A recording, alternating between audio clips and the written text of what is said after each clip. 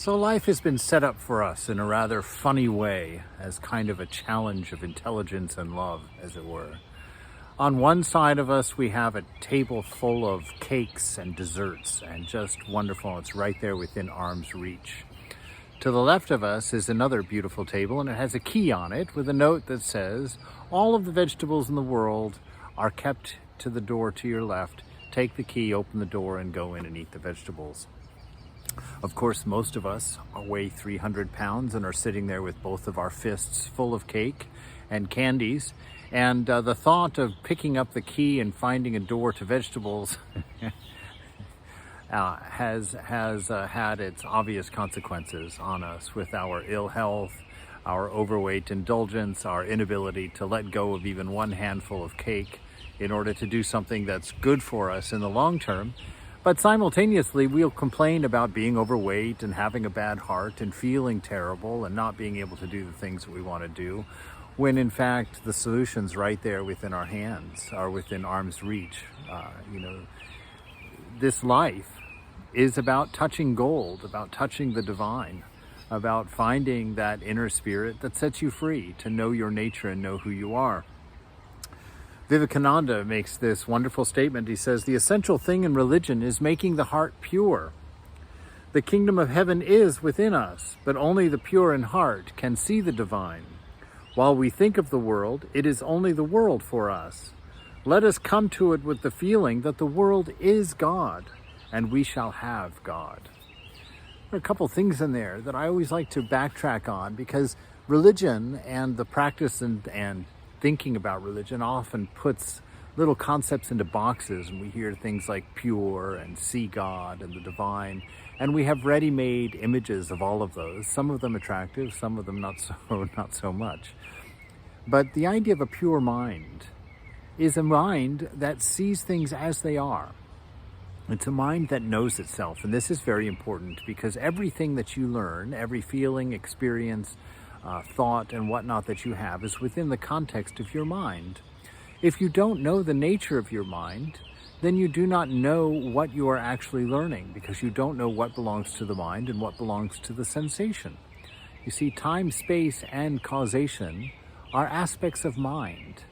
That means that the mind uses those three things to categorize and place and relate everything that you have entered through experience. So the trick is to know the nature of the mind as it is, so that you can see how it colors the experiences of the world and creates the world around you. This idea of seeing the divine in all things is that it's seeing the world before the interpretive nature of the mind, before the relational aspects of the mind set it in conjunction with all of the other things in the mind, so that you don't experience God. You don't experience this divinity. And that's of course something else we could spend hours on, is this idea of God. Because in modern day, we've got some very, very unhelpful ideas around what God is or isn't. And so it's a worthy exploration.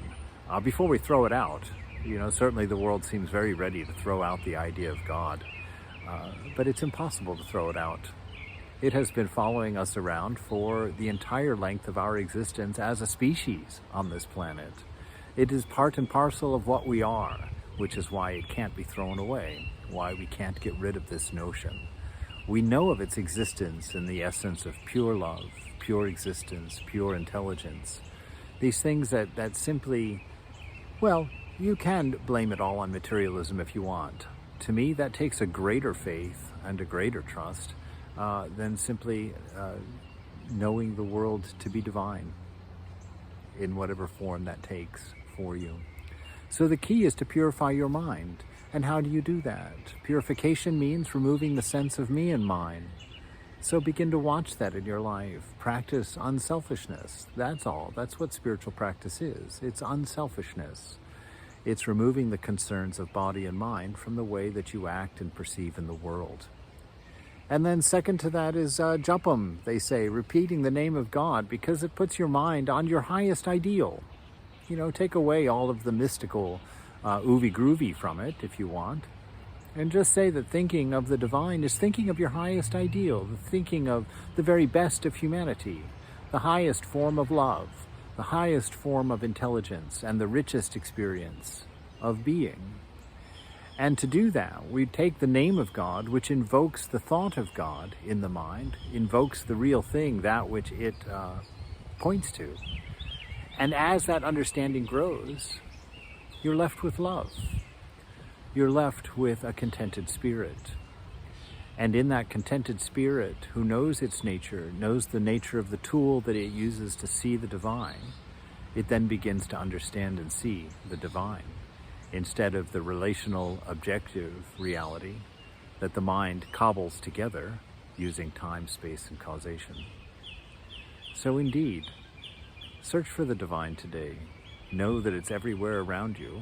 Know that it's everything you see and understand. Begin to see the world not as just the world, like Swamiji says. See the world as your beloved, and let the heart respond, and know yourself.